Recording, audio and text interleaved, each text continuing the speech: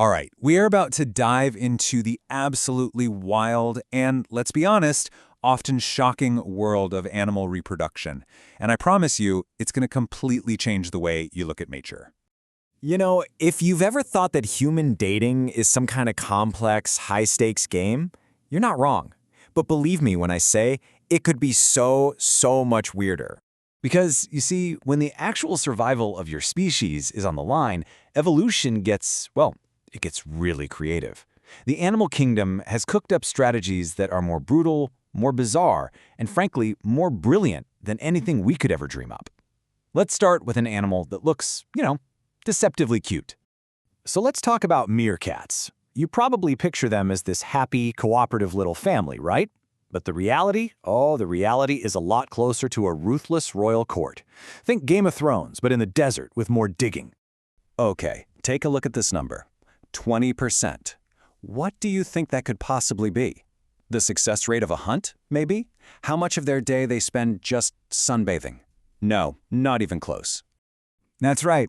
20% of all meerkat deaths are murders committed by other meerkats. It's an absolutely shocking statistic that makes them one of the most violent mammals toward their own kind. So what on earth is driving all this violence? Well, it all comes down to one simple, incredibly brutal rule. In a meerkat mob, power is absolute, and it's all on the hands of a single alpha female, the queen.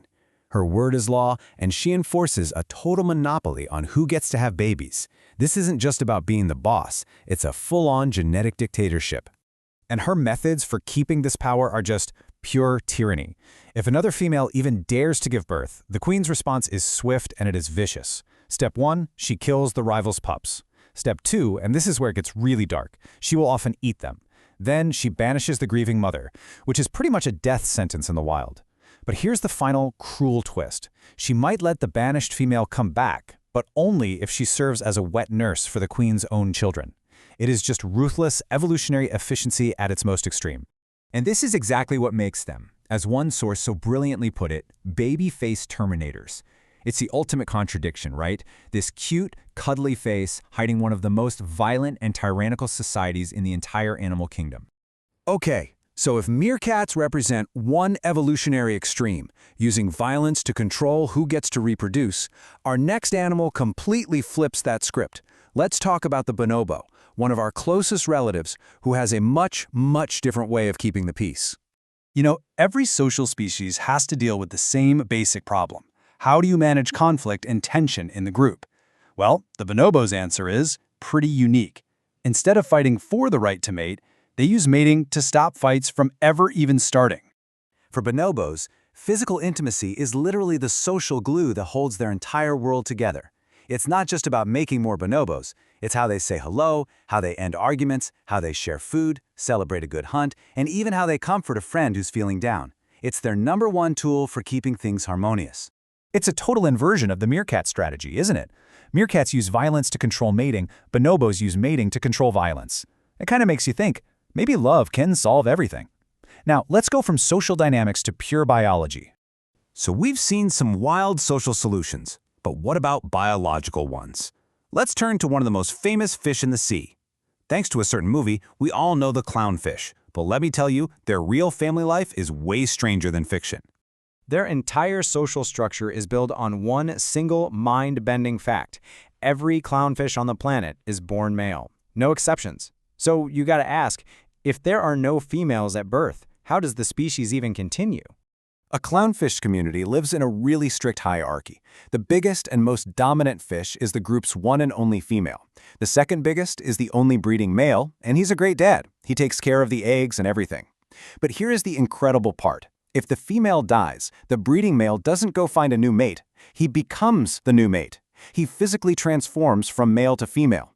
Then, the next biggest male in line gets a promotion and becomes the new breeding male. It's just unbelievable. Okay, you might want to brace yourself for this next one. We are leaving the wonders of the ocean and going somewhere, a lot darker. Because the reproductive life of the common bedbug is, to put it mildly, an absolute horror show. The scientific term for how bedbugs mate is traumatic insemination, and yeah, it is exactly as horrific as it sounds. The male doesn't use a normal reproductive tract. Instead, he's got this sharp, needle-like organ that he uses to literally stab the female in the abdomen and inject his sperm right into her body cavity. Now, as if that weren't awful enough, there's a colossal flaw in this whole system. Male bedbugs, they're not very picky. In fact, it seems they can't really tell the difference between other males and females, which, as you can imagine, leads to some pretty bad mistakes. Their only real rule of thumb is that females tend to be bigger. So if a male bedbug has just had a big meal of blood and is all swollen up, another male might mistake him for a female and just attack, stabbing him in the process. It's a system just filled with violent, costly errors.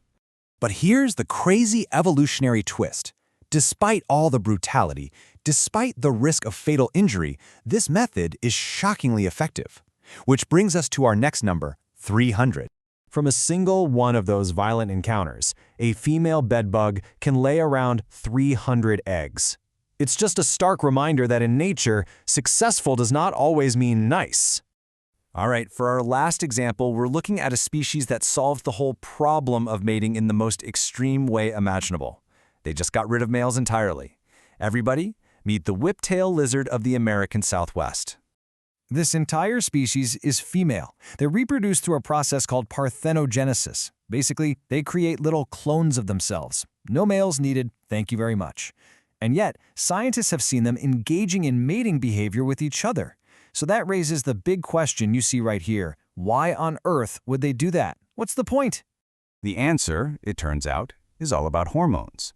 The physical act of one female mounting another, this kind of pseudo-mating, actually triggers and speeds up the ovulation process. It's this fascinating behavioral leftover from their sexual ancestors, like an evolutionary echo that now just helps make their asexual reproduction even more efficient. So, from the tyrannical meerkat queen to the free-loving bonobo, from fish that literally change their gender to lizards that don't have one, it is so clear that the drive to reproduce has created an absolutely incredible variety of solutions. And it really makes you wonder, what other fundamental rules of nature are really just suggestions, just waiting to be completely broken?